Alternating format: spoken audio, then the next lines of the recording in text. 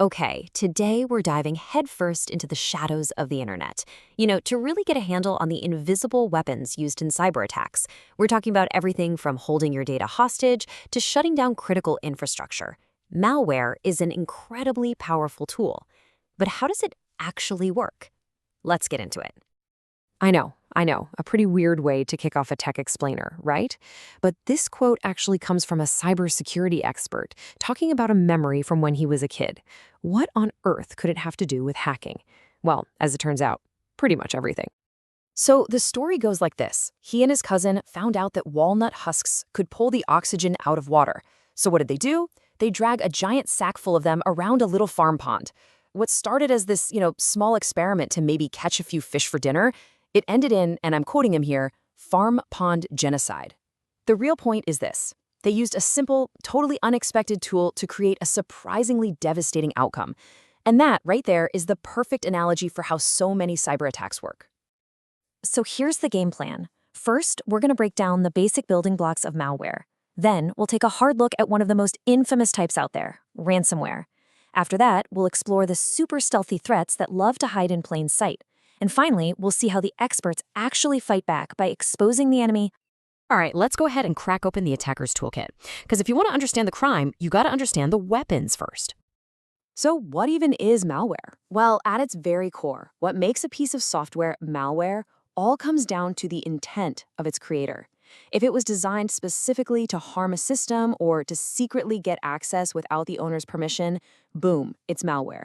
It's not about what it does. It's all about why it was made. First up, we've got the Trojan. And yeah, just like that mythical horse, it's all about the disguise. You might download what you think is a free photo editor or some cool new game, but while you're busy editing a picture, it's running silently in the background, stealing your passwords or logging every single thing you type.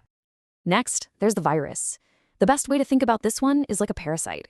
It literally can't live on its own. It has to inject its code into a healthy host, a perfectly legitimate program on your computer.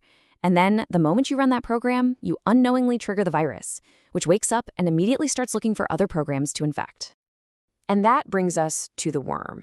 Now, this is where it gets really interesting, because a worm is different from a virus. A worm also makes copies of itself, but, and this is the key, it doesn't need to attach to another program. It can travel across computer networks completely on its own, hunting for new systems to infect. It is a true independent operator.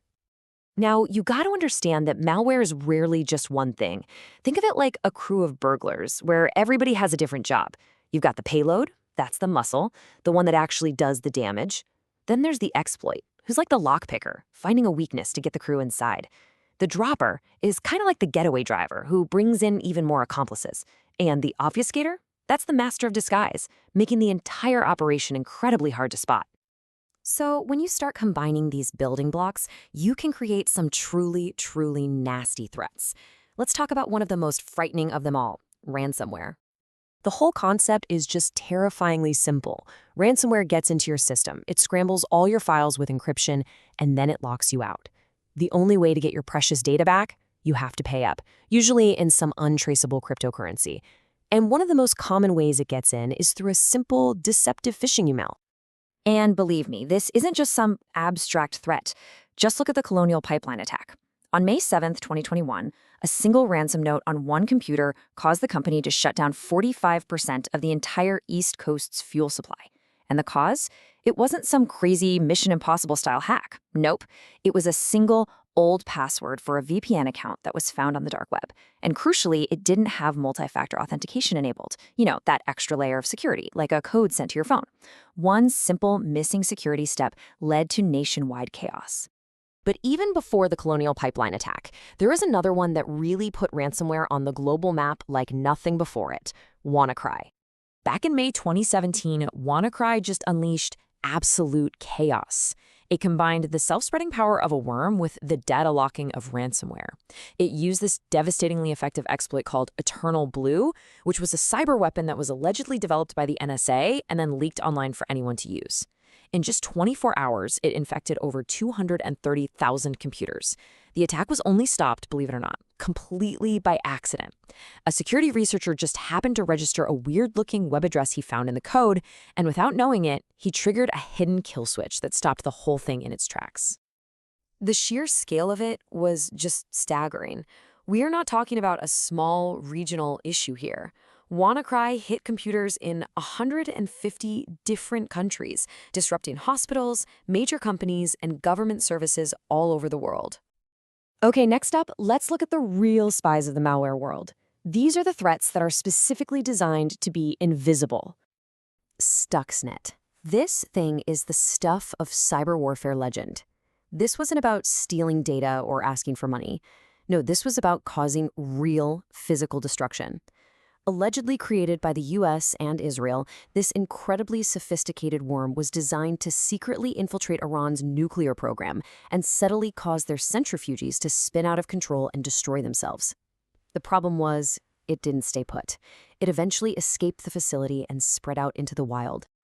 Stuxnet was like a ghost in the machine, for sure. But what if the ghost never even leaves a footprint to begin with? That's the terrifying idea behind fileless malware. It doesn't install any suspicious files on your hard drive for an antivirus to find. Instead, it just hijacks legitimate programs that are already on your computer, like PowerShell. It runs entirely in your system's active memory, the RAM. And because there's no file to scan, traditional antivirus software is often completely blind to it. It's a technique they call living off the land. So with all of these crazy, evolving threats out there, how do cybersecurity professionals actually fight back? Well, it all comes down to analysis. Taking the enemy apart piece by piece to understand how it works. And there are basically two main ways they do this. On one hand, you've got static analysis. Think of this like dissecting a frog in biology class. It's not alive. Analysts examine the malware's code, its structure, any text they find inside it, all without ever actually running the dangerous program. Then you have dynamic analysis. This is where they let the creature run wild, but they do it inside a safe, isolated cage called a sandbox. They execute the malware and just watch what it does. What network connections does it try to make? What files does it change? It's all about observing its behavior. This quote right here gets at a huge challenge for the good guys. To get what he means, you just have to know that most secure internet traffic, like when you log into your bank, is encrypted and travels over a specific channel called port 443. Think of it as the main, secure superhighway of the internet. Amateur hackers, they might use some weird, obvious side road that's super easy for defenders to spot and block. But the pros? They disguise their malicious traffic so it looks like normal, safe data driving right down that main highway. Their number one goal is to just blend in completely. And attacks aren't just about planting malicious files. Sometimes it's all about impersonation. This is something called session hijacking. Imagine you're having a private, secure conversation with a website. An attacker can essentially listen in, figure out the secret handshape you're using, and then digitally shove you out of the way. They then step right into the conversation, and the website has no idea. It thinks it's still talking to you. It's an incredibly sophisticated way to take over an already active, trusted connection. From the Colonial Pipeline's single weak password to an employee just clicking on one bad link, it really brings us to a final crucial question.